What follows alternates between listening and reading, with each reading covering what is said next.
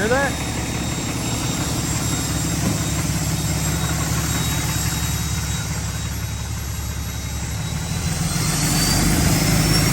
Woo! It's like a jet taking off. Besides, I lost my exhaust tip when we were ripping through the mountains of like West Virginia. And now there's no exhaust tip. I tell you what, she screams like very loud. We're gonna pull this in the shop now, and it's not gonna be that low anymore. It's gonna be big.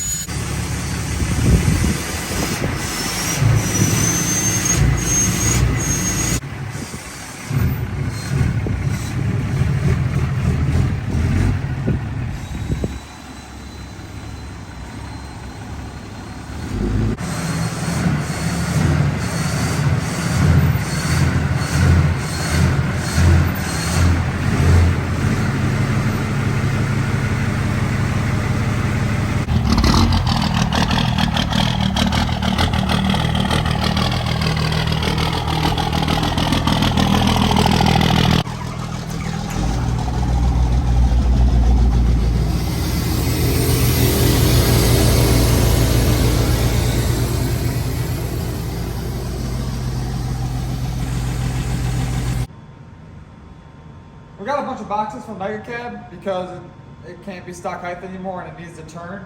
So we got a full lift kit there, some steering braces, the upgraded shocks, and the whole lift kit. They always come in clutch, but this time they came in clutch with a lot of merch. Oh damn, we got a hoodie. 2 shirts. Oh, 2 hoodies actually, perfect time for winter. Another shirt. Oh, no. Oh, just kidding. We have 3 hoodies and 2 shirts now. Definitely very thankful that they're sending me the merch too, because without these companies I work with, I would never be able to do what I do and build the builds I do. And I'm just so thankful for what Rough Country does do for me. And they piled up a bunch of boxes, which is more boxes than normal. So I'm very curious to see what he put together for my 4th gen. I cannot wait to get that installed. And we've been talking about doing something with a rear airbag setup on my truck. And I might get a kit from them that I'm going to make fit onto my truck. And I can get my work on the truck along with Rough Country's products. The first box I opened had the steering brace inside of it. And now the box is ready to go outside and go in the trash. Second box. Our second box had the coil springs inside of it. And that's what makes the truck massive, yes.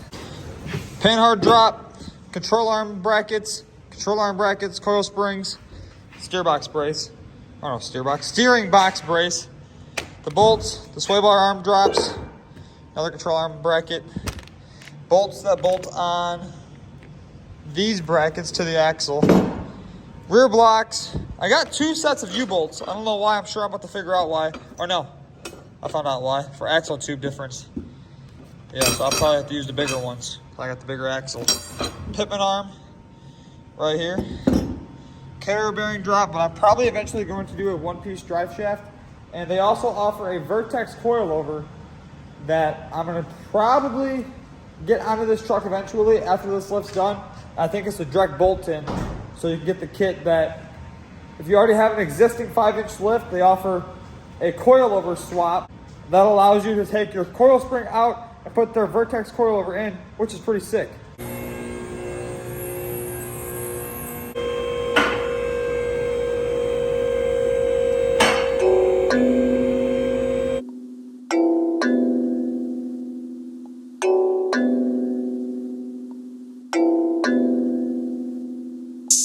Ayy, poppin' like I'm supposed to. Watch out for the people that ain't close to. Speak a little something you could toast to. I ain't tryna hear about what you won't do. Moving like I'm into. Hit the ground running like the rain do. Speak a little something that you're into. I ain't tryna hear about what you been through. Like hold up, say what's the hold up. I got the pack, who got the roll up. I'm tryna pull up. It seem like every time I show up, it gotta go up. See the drip, they see the glow up. Y'all seen the time lapse, and now this side's done, and she's a little tooted, but it still looks good tooted. Tooted, look good. Look good toot. No, the rear definitely has to go up a lot. We are installing the M1 monotube rear shocks onto it now. Got the rear lift all installed. We had to take off the factory like block spacer they had and the factory U-bolts, throw the rough country block in and the new U-bolts that came supplied with the kit. The front is all done. Got the drops on the frame, got the extenders on here. I have to still drill these 2 holes. So we got the steering stabilizer on, sway bar drops, the pitman arm, the panhard / track bar drop. And we're now gonna take the spare tire down so we can access this bolt that holds in this shock up there. And it should ride a lot better. Rear lift is done. The M1 monotubes are on the rear. Blocks are on, U-bolts are on. And we also did a carrier spacer up inside there that drops down the actual drive shaft carrier bearing itself to retain that factory angle. Everything's on the front. We are now working on a minor coolant leak right here that is dripping down and it's very irritating, but it doesn't matter. We'll just get it fixed and keep ripping this truck.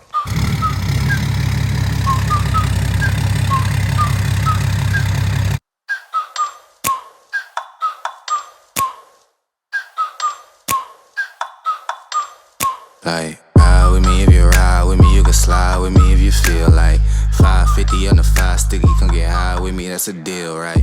Ride with me if you ride with me, you can slide with me if you feel like 550 on the 5 sticky.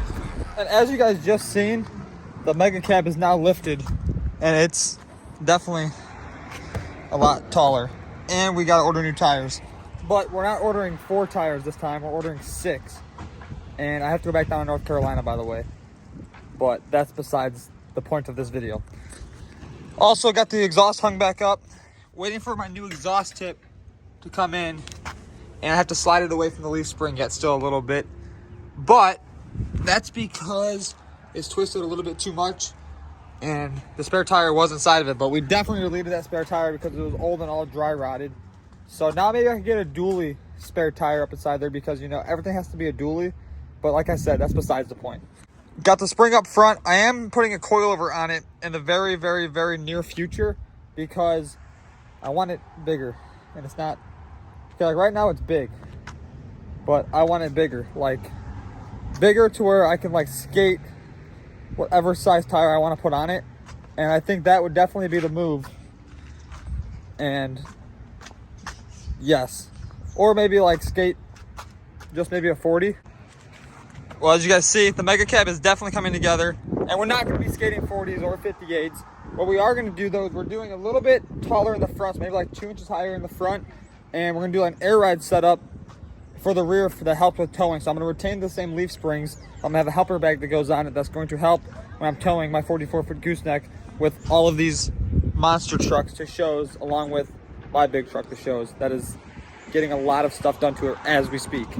Got a 6.0 in the shop, doing crossover steering on it. We already did a panhard setup on this truck a couple months back, and now it's back for more work. So that should be done here today, along with pushing my big truck in and mounting the SCS drop box in it.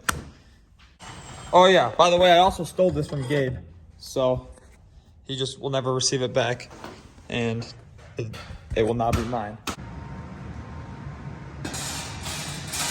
So we still have to drill and tap all my overlays on my truck, but I believe this is the one. Yeah, this goes right here. So that's pretty baller. But I also realized that I welded 2 of those bars in the rear like differently. So this right here, how it has this opening or the space that I can put my name, should be at the axle. So if you guys look, this side right here doesn't match this side right here. And this side right here should be down here, and this side should be up here. It's kind of confusing, but I have to replace this control arm and the control arm up here. They both need to be replaced now because I welded them differently. Not a big deal. We'll order up some new Heim joints. I'll recut the 2 arms. I just got the bolt and the nut for the rear right here. They're 7-inch bolts and they're not easy to find around here. unless you order them offline. So I got it from my distributor. So now the bolt goes all the way through, and I can find a diff cover or build a diff cover that will allow me to put a brace from here down to this, just like I did out there on Terrence's truck. And we have to build the rear sway bar yet still. Get the truck standing straight. It's going this way a little bit right now. Pull this off, make the links to the sway bar. They're gonna be pretty long sway bar links, I think. But I could also come down with this and make the sway bar drop so it looks pretty baller. The cross member for the trans, I already have designed in my computer, just gotta get it cut. And then we're gonna take the SCS gearbox today, and I'm gonna get that mocked up inside of there so I can get the measurements I need to make the thing between the cradle where the gearbox is gonna bolt. I'm trying to keep retaining this stock fuel system, or stock fuel tank I should say, because with how big the truck's gonna be and when I pull up to a gas station, I don't wanna have to jump all the way in my bed, because right now, if you guys come and look, I can barely touch the top of the bed on baby wheels and tires. So right here would be easier, but in all honesty, it'd be like right there. So I might have to jump on the tire and then open my gas tank door and then fill it up from there. But that beats climbing into the bed each time, because that wouldn't be fun at all. So now I'm gonna grab the big old meat that I stole from Gabe. I'm gonna bolt it in my truck, or design the mount to bolt it in my truck. Big old Larry Hoover meats.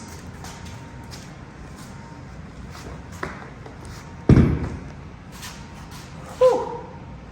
Not too easy, but we'll get it underneath there. We're just gonna climb through my jungle gym and pull some measurements now.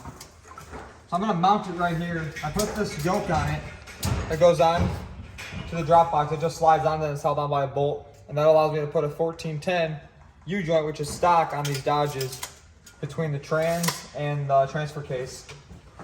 So it'll have a small drive shaft that goes from right here on the trans to this, and I'll have a drive shaft that goes from this to the axle, and then from the back to the axle. This right here is actually a 2-wheel drive disconnect. So like right now it's in 4-wheel drive, but if you push this lever back, it disconnects 2-wheel drive. Now look, now the front one don't spin. So now just the rear spins. I don't want it in 4, because you can't drive it every day. It's a 4-wheel drive. But now I pull a measurement that goes from side to side. We're looking at 32 inches, and then I would say we're gonna mount it flush with this. So it'll be an inch above, in the middle of this right here is where the top of the cradle will be. And that should give us enough room to put the drive shaft in and still have a small angle on the drive shaft. So when that lets loose and scratches the bottom of my cab, when it's painted and wet sanded and buffed, I'll probably be very upset. So we might have to build something that'll guard all of this from being damaged if that drive shaft does let loose. Because chances are the drive shaft is gonna let loose, because we are going to probably jump this thing off of a ramp into the Atlantic Ocean. I'm on a new kick now because me and Gabe want to buy Lambos. So I'm gonna start uploading every 3 days, mark my words. But we now have the SCS gearbox mocked up inside of there. I got my measurements. I put them right here actually on my hand so I won't forget them. And that's where it's gonna sit. I think it looks pretty baller. Massive drop box, definitely for the win. Correct. Yes, Doughboy? Drop box for the win? Or it's a clock. Or, yeah, let's just clock my T-case. He wants me to clock my T-case. Let me see what clocking ring I'm gonna need for this. Oh yeah, your poverty, you got 2-wheel drive. Poverty, because I have 2-wheel drive? Yeah. My T-case is just like Poverty, I'm so poverty, I had to steal this gearbox from Gabe because I have yet to pay for it because I'm so broke. We got a box of lug nuts for my wheels and tires for when they come here. And now that I have my drop box mocked up, I can put my wheels and tires on because I can actually reach the drop box when it's on stocks. When it's on the massive wheels and tires, it's like 5 feet above me that drop box hangs, and that's always a problem. I'm surprised it's not leaking just sitting here, because this motor definitely leaks. it's hard to leak when there's no oil in it. Yeah. But you guys drain the oil out of it? Huh? There's no oil in I there? don't know, my truck leaks and it's got oil. Well, if the truck's drained of oil, it still leaks. As you guys see, there's a lot going on here at the shop. And I got a question because everyone seems to love the gray dually I built with the blue wheels that was on 24s and 36s, about an 8-inch lift, 24 valve 5-speed. Had some motor work done to it, but whenever I post this truck or talk about it, everyone's like, bring the gray truck back, bring the gray truck back, which cool. I will gladly bring the gray truck back if that's what my fans want to see. But what if I bring the gray truck back and I give it away? Who would enter into a giveaway if this truck gets rebuilt in the gray truck's form? Right now I'm gonna drop a couple clips from some previous videos with the gray truck that had the blue pearl paint job and the 24s on it.